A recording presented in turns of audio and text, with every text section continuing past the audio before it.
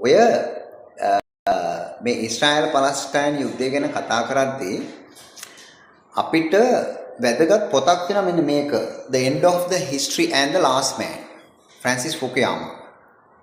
මේනේ Francis Fukuyama. පැහැදිලිද? එතකොට මෙයා මේකේ කියනවා ලෝකයේ සමාජවාදී කඳවුර හා ධනවාදී කඳවුර අතර තියෙන ගැටුම, ඒ කියන්නේ රුසියාව ප්‍රමුඛ කණ්ඩායම සහ ඇමරිකාව ප්‍රමුඛ කණ්ඩායම අවසන් වෙනවනේ 1980 ගණන් වලින් පස්සේ. පැහැදිලිද? එතකොට එයා කියනවා ඒක ඇත්තටම ජාත්‍යන්තර ගැටුම් වල අවසානයේ නෙවෙයි. පැහැදිලිද? ඒ ගැටුම අවසන් වුණත් ලෝකයේ කඳවුරු අතර ගැටුම අවසන් වුණාට ලෝකයේ ඉතිහාසයක් හිමි සහ ඓතිහාසික සහ පශ්චාත් ඓතිහාසික රාජ්‍යයන් අතර ගැටුම තවදුරටත් තියෙනවා.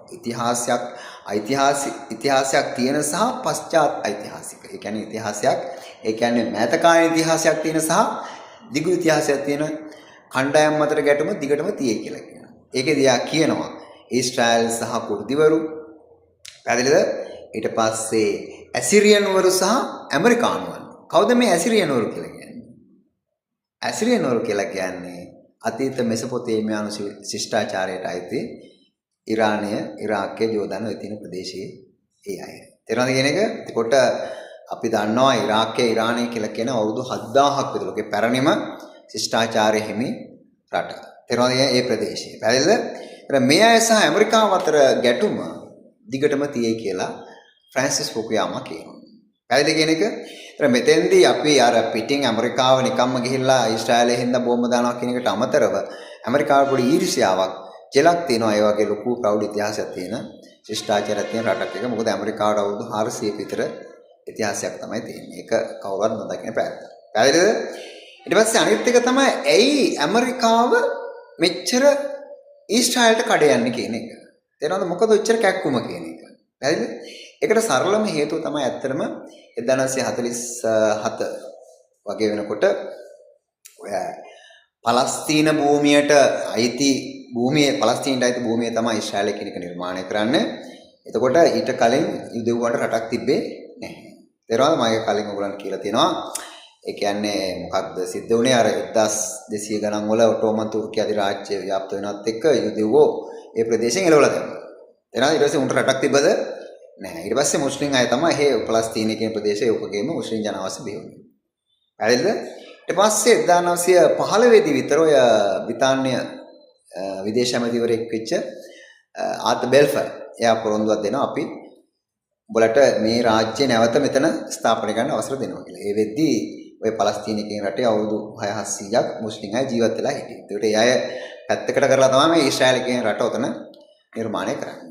තේරෙනවද? එතකොට මේක අර සම්පූර්ණ වෙඩි බෙහෙත් ළඟ ගින්දර අඟුරු තිබ්බා වගේ වැඩක් මේ කරේ. වටේට මුස්ලිම් රටවල් මැද මේ යුදෙව් රාජ්‍ය නිර්මාණය කළා. එතකොට ඒක තමයි දැන් ඒක ප්‍රතිවිපාක තමයි මේ අපි වෙන්නේ. පැහැදිලිද? එතකොට දැන් මේක ඇමරිකාව මේක පස්සේ මෙච්චර යන්නේ, මෙච්චර ඊශ්‍රායලට කඩේ යන්නේ. ඒකට ප්‍රධානම හේතුව තමයි මොකක්ද? ඇමරිකාව නිර්මාණය කරපු රට මේක. ඇමරිකාව බ්‍රිතාන්‍යය විතර තමයි මේක නිර්මාණය.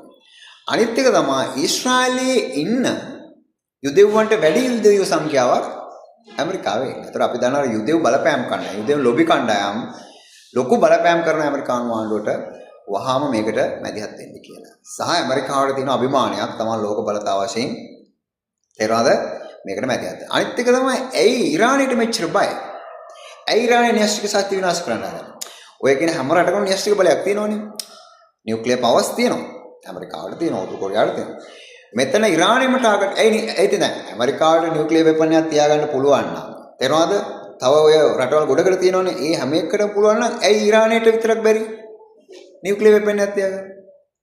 එතන තර්කය තමයි ඉරානයේ නියුක්ලියර් වෙපන් එකක් හැදුවොත් ඒකේ පළවෙනි ගොදුරු බාටපත් වෙන්නේ කවුද? ඊශ්‍රායලය. තේරෙනවද කියන්නේ? අපි භූමිය ගත්තොත් ඉරානයේ විශාල රාජ්‍යයක් ඔය උඩින් ගිලා කොච්චර ගැහුවත් තව භූගත කොච්චර ආයුධ ප්‍රමාණයක් තියෙනවද කියලා කියන්න බෑ. තේරෙනවද? ඒ නිසා තමයි මෙච්චර බය. ඇමරිකාව මේ ඊශ්‍රායලයේ යුද බලය විනාශ කරන්න, විශේෂයෙන්ම න්‍යෂ්ටික බලය විනාශ කරන්න උත්සාහ කරන්නේ ඔන්න ඔය හේතුව නිසා. තේරෙනවද? අනිත් එක තමයි එතකොට දැන් ඉරානය මේ විදිහට දැන් අපි දන්නවා 1990 ගණන් වලදී ඔය ජෝර්ජ් බුෂ් ඉරාකය ආක්‍රමණය කරා. තේරෙනවද? කුවේටයයි ඉරාකයයි අතර අර්බුදයක් කරනවා තෙල් සම්බන්ධව. ඊට පස්සේ ඉරාකයට එරෙහිව යුද ප්‍රකාශ කරා ජෝර්ජ් බුෂ් සීනියර් කෙනා. ඒ වෙලාවේ සදාම් හුසේන් තමයි ඉරාක ናයකයා. උන්ට විශාල අව්‍යාවෘත ප්‍රමාණයක් තිබ්බේ නෑ. ඒ වෙද්දී ඇමරිකාට පහසුවෙන්ම ඉරාකය යටත් කරගන්න පුළුවන්. හැබැයි ඉරානය කියලා කියන්නේ වෙන අවුරුදු 20ක් 30ක් මේ වගේ දිගු කාලීන යුද්ධයකට විශාල වශයෙන් ලැහැත්තිලා හිටපු රටක්. තේරෙනවද? ඒ හින්දා උන්ගේ මොන යුද උපක්‍රම තියනවද කියලා කවුරුවත් දන්නේ පැහැදිලිද? එහෙනම් මේක අල්ලා ගන්නවා කියන එක සහ මේක යටත් කර ගන්නවා කියන එක ලේසි වැඩක් නෙවෙයි. ඇමරිකාවට විශේෂයෙන්ම ඔය තව ටිකක් ඔය යුද්ධය යද්දී ඇමරිකාව තුලින්ම ජනතාවගේ විරෝධයක් නැගෙනවා මේක නවත්තපන් කියලා. මේ කොහෙද යන එකක්? ඕක ඉරාකයට ගහන කාලෙත් ඇමරිකාවේ මිනිස්සු ඇමරිකාවේ පෙළපාලේ ගියා මේක වහම නවත්තන්න කියලා. ඊශ්‍රායලයේ මිනිස්සු සමහරක් වෙලාවට බෙන්ජමින් නෙතන්යාහුට එරෙහිව නැගී සිටින්න පුළුවන්. මොකද උන්ටත් මේක විශාල ප්‍රශ්නයක්. තේරෙනවද? ඊට පස්සේ අනිත් ප්‍රශ්නේ තමයි මේක ලෝක යුද්ධයක් දක්වායේද කියන එක. බොහෝ වෙලාවට දැන් අපි දෙවන ලෝක යුද්ධය ආරම්භ වෙච්ච හැටි දන්නවනේ.